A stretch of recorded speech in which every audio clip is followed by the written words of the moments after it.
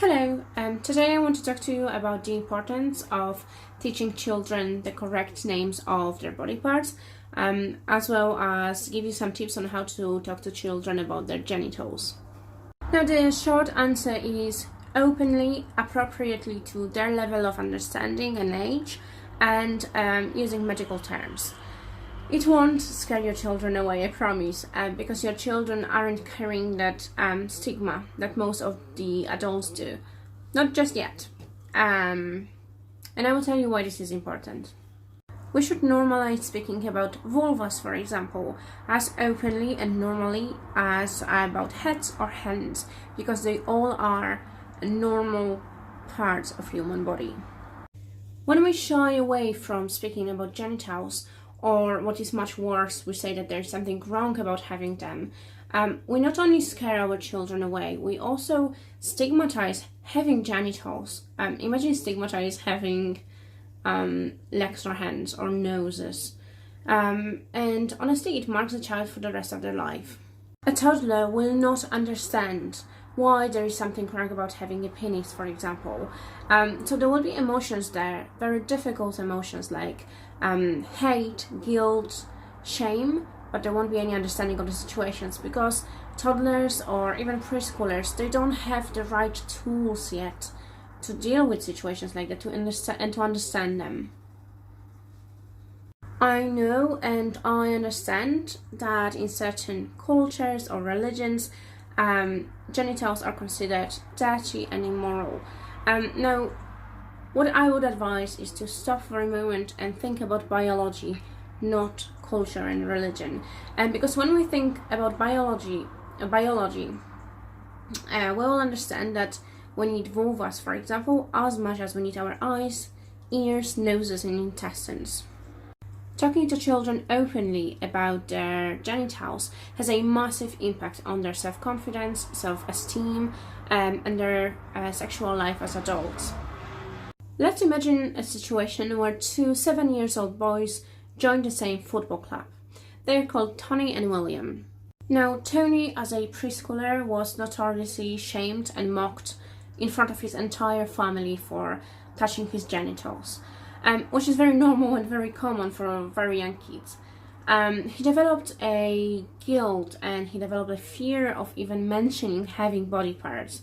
He felt guilty for having them. So Tony joins the football club, and after his 5th practice, the coach asks him to come inside his office. Now we know how it ends. The coach touches Tony's genitals and he asks him to touch his. Tony is confused, scared and hurt. He worries that it will happen again, and we know that it will, because Tony is petrified of telling his parents what happened. He knows, or he predicts, that he will be shamed for it again, or even physically hurt. So the pedophile continues to groom him, to abuse him, and he eventually starts to rape him. He ruins his childhood and painfully ends that carefree phase of his life. After his parents finally find out, they may even refuse to take him to the therapy because they will be too ashamed to do that. Now Tony may want to end his life. He may think that this is normal, because nobody ever told him how sex should look like and what consent is. So when he gets older, he may even unintentionally hurt others. Most likely he will grow up to be a good and respectful person, but very hurt and very unhappy. He will, however, have problems with his sexual life, that's for sure. Now, William is a young boy who is as unfortunate as Tony to have joined a football club coached by a pedophile. The same scenario here. The coach, let's call him Andrew, calls William to his office and lays his dirty hands on his genitals. William is confused, scared and hurt. But he screams, runs away and tells his parents as soon as they come to pick him up. Now his parents call the police and the police arrest Andrew. William needs therapy, but he has a much bigger chance of survival and having a normal, happy life than Tony has. Now, 2 things. I am fully aware that William could have stayed quiet for a long time. all children have different personalities, and first of all, pedophiles are monsters who know how to groom, hurt, and lie. Second thing, only abusers and rapists are to be blamed for abuse and rape. I wish we lived in a world where kids could be carefree and happy, but we do not. So we have to equip our kids with the right tools to fight with these monsters. Even if it drops their chance of getting abused by 1%, it matters. Now we have a different situation. We have two young girls, Maya and Susie. Maya's parents talked to her openly about her body, so when she realizes that her vaginal discharge smells and looks different, she immediately tells her mom. Her mom tells her to the doctor prescribes her medication, and after 1 week Maya is okay.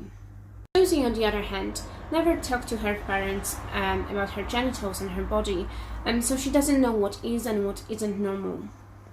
She realizes that her vaginal discharge looks and smells odd. She worries for her health, and she's also constantly worried that somebody will realize that bad smell and make fun of her. She feels guilty because she feels like she must have done something wrong or failed to wash her vulva the right way. And since there is no one to ask, she either decides to treat it with something she finds at home, or she turns to Google. And now, because she is very inexperienced and her knowledge of her own body and her own genitals is very little, she hurts herself by using some wrong treatments. And the problem only gets worse. So I guess we have established that talking to children about their genitals should be normalized. Children have no dirty or immoral body parts. The only dirty and immoral body parts belong to the pedophile, and these are the ones that he uses to abuse children with. Thank you so much for your time, and thank you for watching. I would love to hear what your opinion on this is. So whether you agree with me or disagree, please let me know. Thanks a lot. Take care. Bye bye.